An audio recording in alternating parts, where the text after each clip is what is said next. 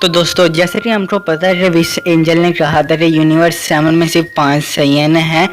होस Goku Vegeta टेंस Vegeta Gohan है। और इसके अलावा हमें बाद में पता चला कि एक और सैयन भी है जिसका नाम ब्रोली है। और आज की स्टोरी हम एक ऐसे सैयन के बारे में बात करेंगे जिस वो है तो सैयन लेकिन उसकी रेस किसी और के साथ है, यानी वो किसी और रेस का सैयन है। और वो सैयन भी एक अलग वर्ल्ड में पाया जाता है जिसके गॉड ऑफ डिस्ट्रक्शन और एंजल भी अलग हैं। और इस बात को हम इस चैप्टर में डिस्कस करेंगे। चैनल को किस तरह सपोर्ट कर सकते हैं, और आप मेरे चैनल पे अभी एक बड़ा सा लाइक कर दें और कमेंट कर दें अगर आप कर सकते हैं। और मेरी वीडियो को पूरा हो रहा एंड तक देखिएगा। चलें वीडियो को शुरू करते हैं। कहानी की शुरुआत होती है और हम शुरू में एक बंदे को देखते हैं जो कि ऊंची ऊंची आवाज से गा रहा होता है। और तभी एक बंदा नोटिस करता है और कहता है कि आज तो ये ज़्यादा ही गा रहा है। और वो बंदा ऊंची ऊंची आवाज़ में चिल्ला रहा होता है और गाना गा रहा होता है। और वो अपनी लिमिट में यानी उसके इर्द गिर्द ओरा फैल रहा होता है। वो अपने आप पे काबू ही नहीं कर पा रहा होता और ऊंची ऊंची आवाज़ से गा रहा होता है। तभी हम गोकू को देते हैं और गोकू कुछ नोटिस करता है टूर्नामेंट ऑफ पावर में। और गोकू बहुत ही हैरान होता है और जिनन भी इस एनर्जी को सेंस कर लेता है और वो भी बड़ा हैरान होता है। तभी गोकू सोचता है और कहता है कि आज ये इस टूर्नामेंट ऑफ पावर में एक बहुत ही स्ट्रॉन्ग ट्री है और ये पता नहीं किस बंदे की है। तभी हम उस जगह पे देखते हैं जहाँ पे वो बंदा गा रहा होता है। तभी वो आदमी आता है और कहता है कि आज तुम कुछ ज़्यादा नहीं गा रहे थे। और कहता है नहीं मैं तो ऐसे ही गाता हूँ। तभी वो आदमी उसको कहता है कि क्या तुम ठीक हो। तभी उस बंदे को कुछ नोटिस होता है और बंदा बहुत ही हैरान होता है। तभी एक शेक होता है यानी अर्थक्वेक आता है और वो एकदम ही उसके इर्द फिर से उड़ा हो जाता है। उसकी आंखें ग्रीन हो जाती है, उसके बाल येलो हो जाते हैं। और तभी हम टूर्नामेंट ऑफ पावर में देखते हैं और गोकू ने अल्ट्रा इंस्टीट्यूट को अचीव कर लिया। तभी विरस कहता है क्या इसने पा लिया और ये ओरा तो बिल्कुल वही है। तभी विरस भी पीछे से हंस रहा होता है और गोकू ने फाइनली अल्ट्रा इंस्टीट्यूट को अचीव कर लिया होता है। और विरस भी कहता है कि इस बेवकूफ़ ने आखिर अल्ट्रा इंस्टीट्यूट को अचीव कर लिया। तभी हम उस बंदे को देते हैं, उस बंदे को नोटिस होता है। वो कहता है ये क्या हो रहा है। और वो कहता है कि वो गा रहा होगा क्या तुम्हारे साथ कुछ हुआ। कहता है नहीं कुछ नहीं। कहते चलो हम खाना खाते हैं।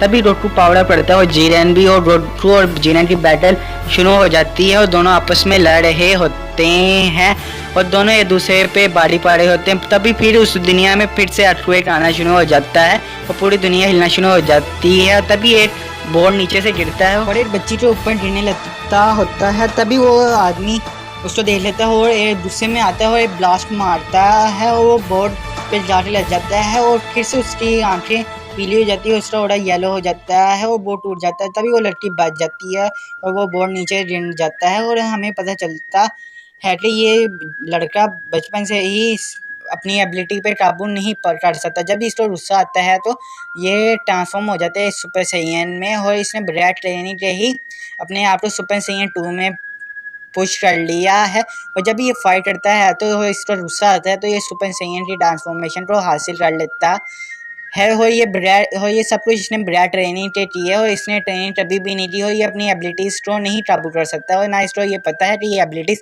क्या हैं।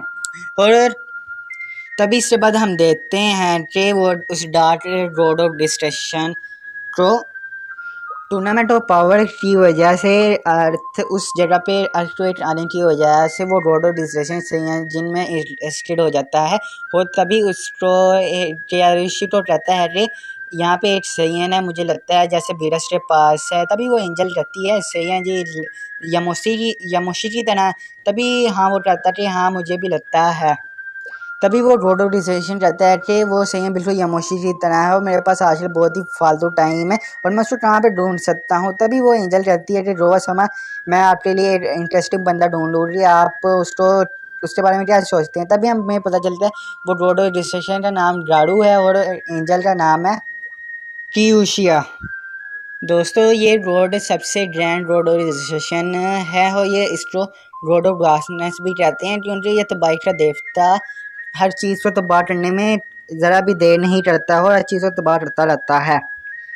इसके बाद हम देखते हैं कि वो एंजल अपनी एंजल स्टाफ को निकालती है और जगह पे चली जाती है और देखती है और वही जगह पे हम देखते हैं। तभी वो रोड ऑफ डिस्कशन कहता है कि इसके पास तो फाइटिंग स्पिरिट है ही नहीं और मैं इसके साथ जैसे खेल सकता हूँ। तभी वो एंजल कहती है कि वो फाइट नहीं जानता, लेकिन मैं उसकी हेल्प करूँगी उसको बेहतर बनाने में और उसको बेहतर करूँगी। इसके बाद हम देखते हैं कि वो रोट रहता है कि हाँ ये बंदा सैयन ही है, क्योंकि इसमें उनका ब्लड है। और वो कहता है कि तो बीरस से भी फ्रेंड सैयन है, तो वो भी इसमें टैप कर सकते हैं, सैयन बन सकते हैं।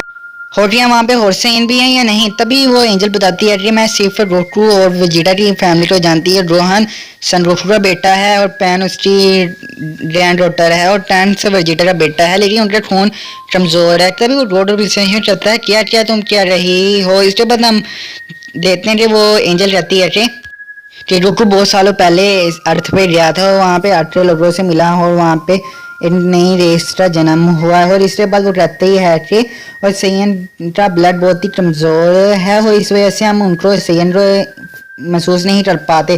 तभी वो रोड और डिसीजन रहता है, हाँ इस वजह से मैं अभी उस आदमी को नहीं पहचान पा रहा था, क्या ये मेरे लिए खतरे का बाइस है। फिर वो एंजल बताती है कि इसमें खतरे की बात नहीं है। मैं आपको एक मिसाल देती हूँ। बहुत सालों पहले अगर हम सेंट की हिस्ट्री को देखें तो वो अर्थ के साथ जब मिलते हैं तो एक बहुत ही ज़्यादा पावरफुल शक्तिशाली एक सेंट पैदा होता है और उसका सेम ब्लड किसी और रेस के साथ मिल जाता है। और क्या ये कितनी मज़े की बात है ना रोज समा। और आपको क्या लगता है कि क्या बात मज़े की नहीं है। इसके बाद वो रोक रहता है क्या ये सैयन एक लीजेंड हो सकता है, क्या वो सारी शक्तियाँ हो सकती हैं। और तभी वो एंजल कहती है कि मैं सच में मुझे नहीं पता, लेकिन मुझे उम्मीद है कि ये सैयन अपने पोटेंशियल को निकाल के और सब कुछ कर सकता है और वो बहुत ही पावरफुल हो सकता है। तभी वो रोडो डिस्कशन कहता है कि मुझे उम्मीद है कि तुम मेरे अल्फाज को वापस नहीं लेने दोगी, क्योंकि हर लेजेंड कहीं ना कहीं से जन्म लेता ही। तभी वो एंजल कहती है कि ये तो बहुत ही मजे की बात हो रही है, इसमें भी यमोशी की लाइन रही ब्लड हो, यानी यमोशी की नस्ल से। तभी वो रोडो डिस्कशन यमोशी का नाम सुनकर बहुत ही हैरान होता है और कहता है कि हाँ मैंने देखा, अगर इसमें भी वही पोटेंशियल हुआ तो ये मेरे लिए बहुत ही खतरे की बात है। इससे लिए मुझे उससे मिलना पड़ेगा और सारी डिटेल्स तुम चेक करो और तुम उसको ट्रेन करो ताकि वो बीरस के टॉयज के साथ खेल सके और उनको हरा सके। इसके बाद हम देखते हैं कि अगले सीन पे वो लड़का सुपर सीन में ट्रांसफॉर्म हुआ होता है और लड़की देखे बहुत ही अजीब होती है और वो वापस अपने बेस फॉर्म में आ जाता है और लड़की कहती है भैया क्या आप कुछ ठीक है। तभी वो लड़का कहता है कि हाँ मुझे माफ़ करना है। तभी वो लड़की वहाँ से चली जाती है और उसको ठहरी ठहरे चली जाती है और लड़का भी उसको कहता है कि अपना ध्यान रखना और घर चले जाओ। तभी वो उससे दोस्त अजीब सा हो जाता है। वो कहता है कि तुम्हारे साथ हुआ क्या है। तभी हम रोड ऑफ डिसेशन को देते हैं और उसके और वो भी कहता है, वो कहता है कि तुम्हारे साथ आखिर क्या हुआ है और तुम इतना डरे क्यों हो। तभी वो पीछे देखता है, तभी वो उन दोनों को देखता है, वो भी उन दोनों को देख कर बहुत ही हैरान होता है, लेकिन वो डरता नहीं है। तभी वो कहता है तुम कौन है। तभी वो उसको बेहोश कर देता है और नीचे ज़मीन पे गिरा देता है। उसको उठा के ले जाता है और उसको कहता है एंजल को कहता है कि तुम मेरे अटेंडेंट हो, क्या तुम्हें ये इंट्रो नहीं लेके जा सकते। तभी वो कहती है कि मैं नहीं कर सकती क्योंकि मैं एक वुमेन हूँ और मैं इतना भारी वजन उठा सकती है, आप ही कैसी बातें कर रहे हैं। तभी वो उसको लेके अपने टेम्पल पे ले जाता है और वो सो रहा होता है। वो कहता है कि तुम्हें रिस्पेक्ट नहीं देनी आती और तुम अभी तक सो रहे हो यहाँ पे मेरे टेम्पल में आके। तभी वो कहता है कि जल्दी से उठो, अब बस करो, तुम्हारा सोना बस हो गया। तभी वो बंदा उठ जाता है और कहता है कि मैं आखिर कहाँ हूँ। इसके बाद वो कहता है कि मैं एक डार्क गॉड ऑर्गेनाइजेशन हूँ, ये मेरी जगह है। और वो कहता है क्या तुम क्या बातें कर रहे हो, मुझे तो कुछ भी समझ नहीं आ रही और मैं यहाँ से जा रहा हूँ और मुझे नहीं पता कि तुम कौन हो और मैं तुम्हारी बात नहीं सुनना चाहता हूँ, मुझे नहीं पता कि तुम कौन हो और कौन नहीं। तब गॉड कहता है कि तुम मेरे लिए बस एक खिलौना हो, मैं तुमको कभी भी खत्म कर सकता हूँ। तभी हम देखते हैं कि वो एंजल पीछे से कहती है कि क्या तुमने कभी पहले कभी मौत नहीं देखी है। तभी वो रोडो रिसर्च कहता है कि मैं सोच रहा हूँ कि इस बंदे का नाम क्या है। तभी वो लड़का कहता है कि मेरा नाम जैन है और फिर वो रोडो रिसर्च कहता है कि पहले तुम थोड़ा आराम कर लो, फिर तुम्हारे साथ ट्रेनिंग की जाएगी। इसके बाद वो कहता है कि पहले तुम अपनी पावर तो दिखाओ ज़्यादा, क्या तुम किसके बारे में कह रहे हो मेरी पावर। तभी वो कहता है कि क्या तुम मुझे गाने के बारे में कह रहे हो क्या, या मैं गाना गा सकता हूँ। तभी वो रोड ऑर्गेनाइजेशन कहता है नहीं मैं तुम्हें गाने के बारे में नहीं कह रहा। तभी वो एंजल कहती है कि ये मुमकिन नहीं जैन के लिए, क्योंकि उसको पता नहीं कि वो अपनी पावर को कैसे कंट्रोल करते हैं और उसने अभी तक इन पावर्स को कंट्रोल करना नहीं सीखा। तभी वो एंजल उसको रहती है, अरे तुम सीधे खड़े हो जाओ, मैं तुम्हारी सारी पावर्स को निकालने लगी हो। और कहता है कि तुम क्या कह रहे हो, यही हो, चलो फिर भी ठीक है। तभी वो एंजल कहती है चलो अब।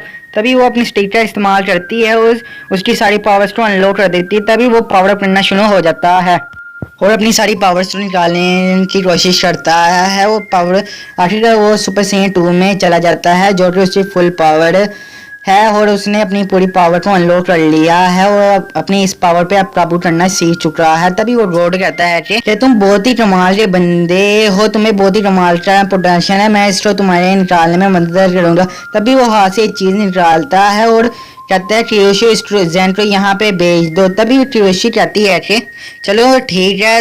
वो कहती है रोज समय मुझे लगता है कि वो एक सैयन है और उसका ब्लड एक अर्थलिंग के साथ मिल चुका है। अगर वो इविल स्पिरिट को नहीं हरा सकता तो मैं उसकी कुछ भी मदद नहीं कर सकती। तभी वो गॉड कहता है कि चलो ये सब इसी किस्मत पे छोड़ देते हैं। सच बताऊं तो मैं उससे जल रहा हूँ कि वो इविल स्पिरिट से फाइट करने लगा है और बहुत ही खतरनाक है। तभी एंजल वो उसको उस जगह पे भेज देती है और वो सीधा उस जगह पे चले जाता है और वो बहुत ही हैरान होता है। तभी वो कहता है कि मैं आखिर कहाँ हूँ, क्या ये अर्थ है। तभी वो एक बंदे को देखती है जिसके पाँव पे टेल होती है और वो भी एक सैयन होता है और सीधा खड़ा होता है और गुस्से में होता है। तभी हम उसकी बॉडी शेप को देखते हैं, वो बिल्कुल सीधा खड़ा होता है। वो कहता है अरे आखिर मेरे साथ हुआ गया हो, तुम कौन हो। तभी वो शर्ट से उसकी ये बात सुनकर बहुत ही हैरान होता है और कहता है कि मैं गेट कीपर टोरू हूँ और मैं यहाँ पे आने वाले गुनहगारों को सजा देता हूँ जो इस दुनिया में आते हैं। वो कहता है सीनियर गेट कीपर, ये कौन सी जगह है और यहाँ पे बंदे क्या नहीं आ सकते। वो कहता है कि मैंने अब तुम्हें पकड़ लिया और मैं तुम्हें यहाँ पे नहीं जाने दूंगा। और कहता है कि यहाँ पे अलग टाइम चलता है और इसको यूनिवर्स 12 से अलग भेज दिया गया है। अब तुम्हारे पास चांस है कि तुम्हें ड्रॉ समान ने यहाँ पे ट्रेनिंग के लिए भेजा है और तुम इस सैयन हो, तुम्हें इस सैयन का ब्लड पाया जाता है और मैं यहाँ पे तुमसे लड़ूंगा और मैं टोया जिन की रेस से हूँ और ये रेस बिल्कुल सैयद जिन की तरह ही है, ये भी फाइटिंग रेस है। इसके बाद वो कहता है बहुत सालों पहले कि सैयद जी जो कि फाइटिंग रेस है, उन्होंने बहुत सालों पहले मेरा घर का विजिट किया और यहाँ पे अपनी थ्रिल को प्रोड्यूस किया और हमारी रेस टोया जिन वो भी एक फाइटिंग रेस थी। मतलब ये रेस सिर्फ अपने घर की हिफाजत करती थी और अपना डिफेंड करने में मशहूर थी। दोस्तों इस रेस के बारे में मैं आपके साथ एंड में बताऊंगा और ये रेस किस तरह आई थी और कैसे गई।